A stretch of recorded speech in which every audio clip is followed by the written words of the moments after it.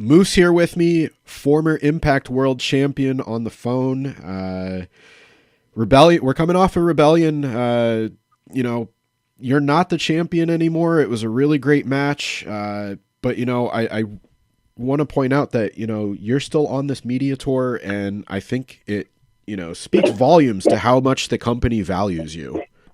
Yeah, it still sounds weird where the last few interviews I've done here in the last couple of hours, everybody's saying former Impact World Champion.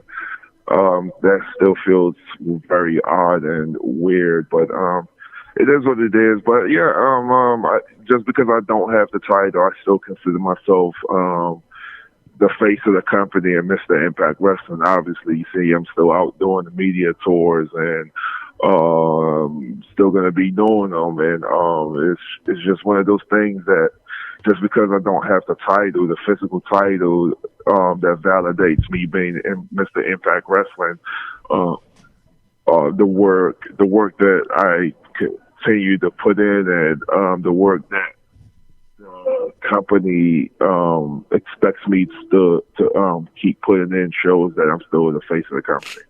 Now, you come from a background in football, and being out there in the media is part of that. Obviously, wrestling, more and more people are, learning different things about themselves. When you first started this, did you ever think that, this was the role? Because obviously you want to be a wrestler, you want to be an in-ring performer, but did you think that you would enjoy the PR side of it as much as you are? Because it seems like this is something you want to do, and you have some fun conversations along the way, no matter what you're promoting. No, I definitely enjoy doing it. I mean, you got to understand, I played in the National Football League for 7+ years, and this is something I had to do a lot and be really good at doing. So I do enjoy doing it. The only thing that sucks sometimes is having to leave early in the week and be away from your family longer than normal. But other than that side of it, I mean, it's something I enjoy doing. Is I get to rack up the sky miles flying and checking out the new cities that we're running shows at to find out where the gyms are and the good restaurants, and so pretty much I get to do my homework before I actually go to the town for the shows about some of the cities we're going to be in. So it's not a bad thing at all. I actually quite enjoy it. You get to do some homework. You're going to be in Newport, Kentucky for these two events, May 7th and 8th. That's right across the river from Cincinnati. Yeah. How do you like your chili? What way are you getting your chili? That's a big thing over there. Oh, so I didn't know that this town was known for chili. It's funny you said that because I actually ordered some chili last night from, I want to say, was it Hooters maybe? And eating it, I was like, wow, this is probably some of the best chili I've ever had. But now that you say that Newport, Kentucky or Cincinnati is known for chili, I understand why the chili I had last night was so good. So I guess I need to try some more places and see how the chili is to compare and contrast. This is a weird one, but after I left, I visited Cincinnati before, and you get it over the spaghetti and stuff, but they're known for Skyline chili, and there's actually a place somewhere in Tampa that is a Skyline chili, and it's like one of their franchises, and that's the first time I ever tried it. Not actually in Cincinnati, so if that's you're down in Tampa, there's one down there you could always try out too. Oh wow, yeah. So I guess I know I'm going to be getting for lunch or dinner tonight. So you've achieved just about everything you can in Impact Wrestling. You've been the TNA World Champion, you've been a Grand Champion, now Impact Wrestling World Champion. What kind of goals are you setting for yourself the rest of this year? Obviously, you want to get back. You want to get the title back. Josh Alexander currently has it, but what other kind of things do you want to push yourself to achieve this year? Yeah, I mean, there's obviously goals of things I haven't accomplished in Impact. Hence one of the reasons why I decided to stay here when my contract was up. I mean, I've never been X Division champion. I've never been tag champion, so those are two things that I would like to accomplish.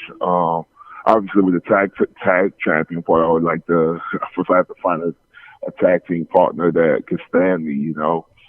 Um, uh, yeah, and then for my second run or as Impact World Champion, I'm starting to do my homework actually since I lost it to see what I can do to make my second run different from my first run. One thing that I've learned with wrestling, you never want to be the same kind of champion every time you win it. You have to evolve or change so you don't bore the fans. So I'm starting to think of how my second reign as champion will be different from my first, things I could do to make that different. And so yeah, I'm doing my homework, and obviously there's still a lot for me here in Impact Wrestling, and I can't wait to start chopping wood and getting back to knocking off some of my goals I have set. And you mentioned when your contract's coming up. I believe you mentioned you signed a 2-year contract last May, which would probably carry you through at least next spring, 2023. So you have quite a bit of time left to accomplish some of those things, as you mentioned. Finding a tag team partner, but Moose in the X division would probably be a lot of fun. They always say it's not about weight limits, it's about no limits. So, we'll see what is up in the future. Yeah, we'll see. We'll see how everything goes down. I mean, go in the X division and do exactly what Josh did, and do the option C to go get back the world title. But who knows? I have a lot of emotions going on in my head right now. I obviously just lost the title a few days ago, so yeah. So let's see what my next move is going to be and how soon it's going to be. A couple of weeks ago, I believe it was on the Good Brothers Talking Shop podcast. I think you said it in jest, but you said something about it breaks my heart when I have to wrestle, and I think it was a playful remark, but I think you highlighted a really good point, and this again speaks to kind of one of the highlights of your title reign and just being valued in Impact Wrestling. But you're still there every week. You're cutting promos. You're showing up as the champion without overexposing yourself in the ring, so to speak. Do you look at it like that? Like, and this is not anybody specific, but there's in the past been champions where, whether they haven't been on TV every week or they were absent for a frequent amount of times. Do you still feel like there's value in seeing the champ every week? And is that something you strive to be, whether you're wrestling or not? Like, just at least being a major presence on each show puts value in your title reign too? Yeah. Oh, yeah. I mean, I remember when I made that statement, a bunch of people took it the wrong way. And obviously, and that's how this era, like people, especially fans or some fans, never going to like everything you have to say. But I mean, the way I meant that statement, I still take it. I think not wrestling, I think it still breaks my heart to wrestle every time I go on TV, because I not wrestling makes you more star, and it makes it that when you do wrestle, people show up to see you wrestle. Like, look at a guy like Undertaker. Like, Undertaker for the last few years of his career only wrestled on WrestleMania. And every time WrestleMania come up, he was more like a star because you had to wait a whole year to wrestle. Same thing with guys like, and I hate to talk about other companies, but I'm just trying to make a point.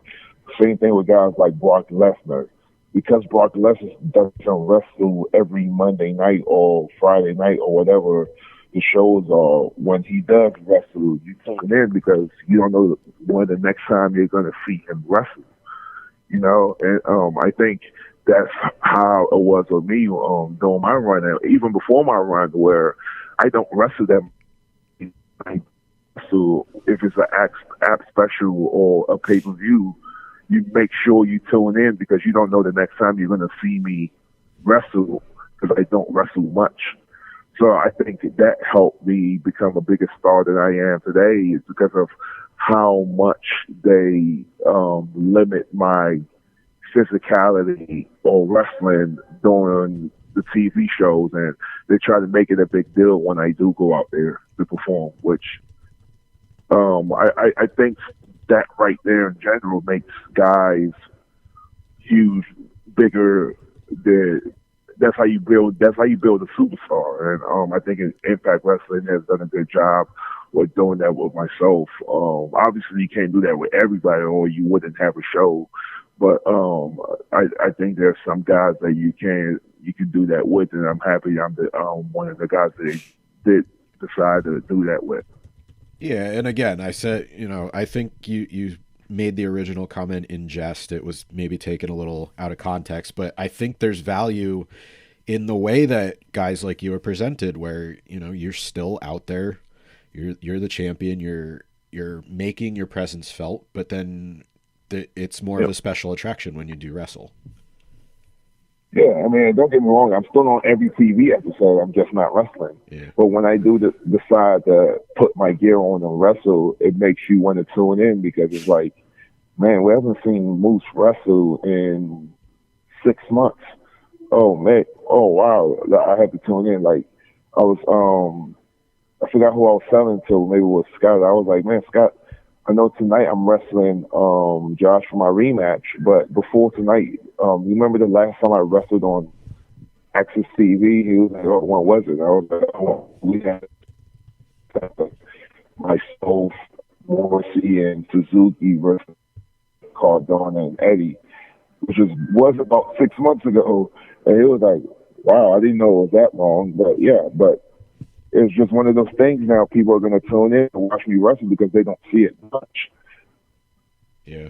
And, another good point, you're still defending the title. One of those matches that you just had was before Rebellion, you faced off with Mike Bailey at Wrestling Revolver. So you're still on TV. You might not be defending it on TV, but you're still out there defending it at other promotions. I know you faced off with Khan at, what was it, RCW, and that was another one. So, you're still a fighting champion. It's just you're giving them something to tune into every week. Right. All right, so we've covered quite a bit. Again, I'll mention Impact Wrestling's coming to Newport May 7th and 8th. It's Under Siege and the Mayday tapings. I'll get you out on this one. Every time we talk, we seem to gravitate towards movies, Christmas movies, and then I think the last time you mentioned you were watching The Gentleman. So yeah, great movie. Yeah. Yeah. So what are you watching now? What are you finding inspiration in? What are you enjoying? Give me your movie pick. Movie pick for this discussion, days ago, is called Fractured. I think it's on Netflix. It's called Fractured, and I think is it Tim Washington is the main actor? Something Washington. Great thriller that unfolds into the very end. Excellent film. Definitely should check it out. Called Fractured. All right, there you go. Got some movie picks, some future aspirations in Impact Wrestling, and again, as I mentioned, Under Siege is coming up in Newport, Kentucky, May 7th, and Mayday the following day, May 8th. Moose, thanks very much for your time. Thank you.